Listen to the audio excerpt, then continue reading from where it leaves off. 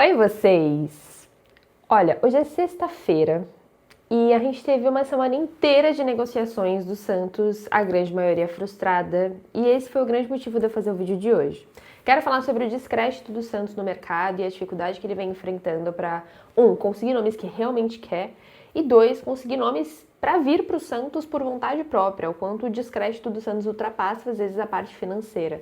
Mas antes, lógico, eu vou pedir para você deixar o seu like, se inscrever neste canal, porque estamos chegando a 25 mil inscritos. Muito, muito, muito obrigada. A meta agora é 30, então me ajuda.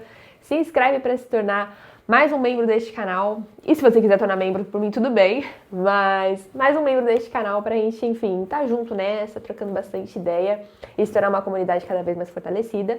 E por falar em membro, ontem teve vídeo para os membros de forma exclusiva, falando um pouquinho sobre esse momento do Neymar. Se vocês também estão sentindo que ele tá cada vez um pouco mais em baixa dentro do Santos, que às vezes vocês esquecem que ele tá por aqui.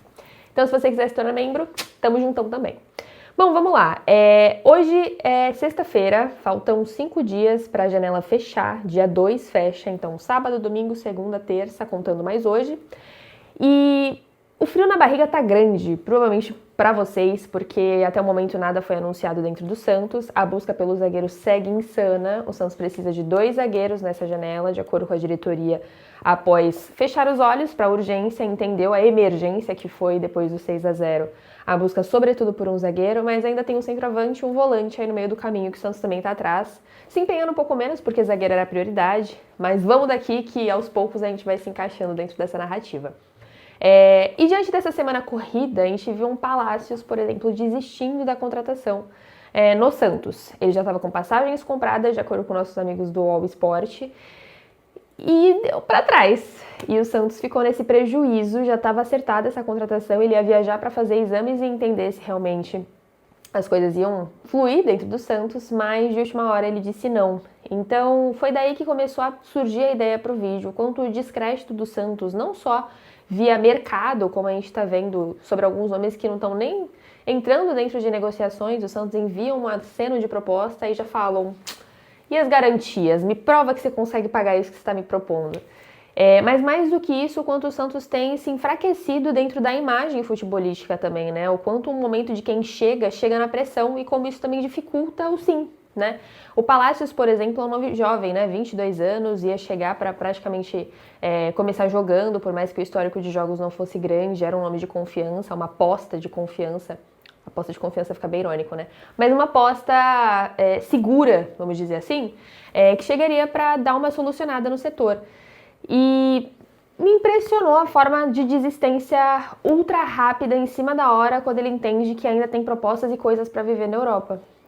Eu particularmente lamentei bastante, porque eu estava numa expectativa muito boa, né? Até trouxe o histórico do Brasão, que é um nome que chegou também com essa desconfiança de poucos jogos e virou o que virou.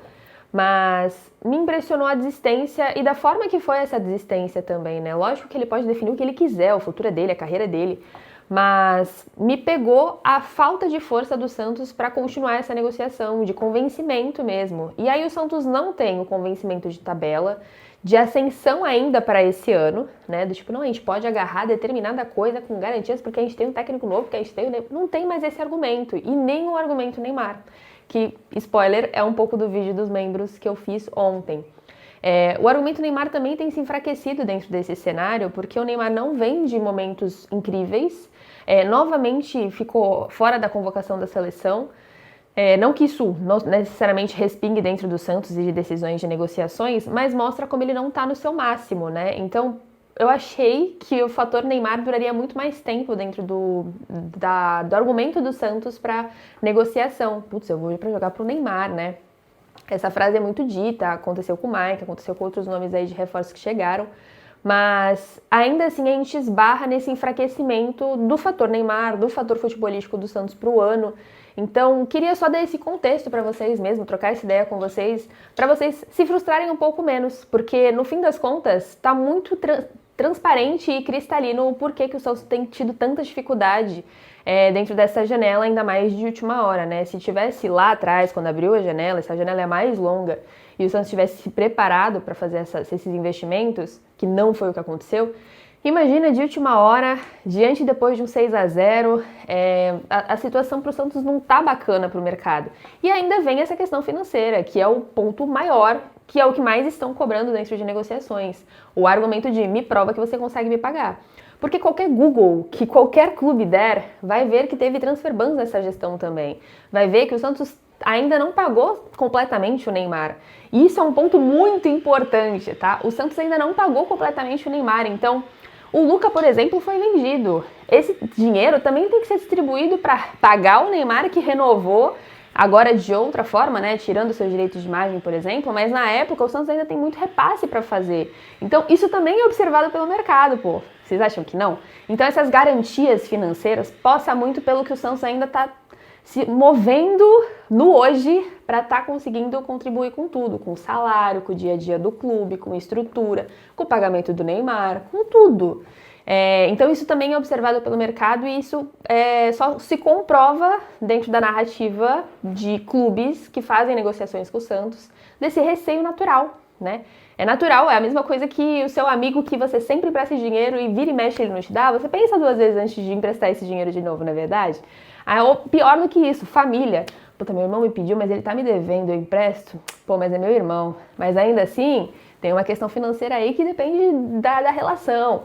Então, assim, o Santos, infelizmente, tem que se apoiar dentro de clubes que ele tem relacionamento mais longo, no fim das contas, né? Tentou agora, por exemplo, o Loyola, se eu não me engano o nome, desculpa se estiver errado.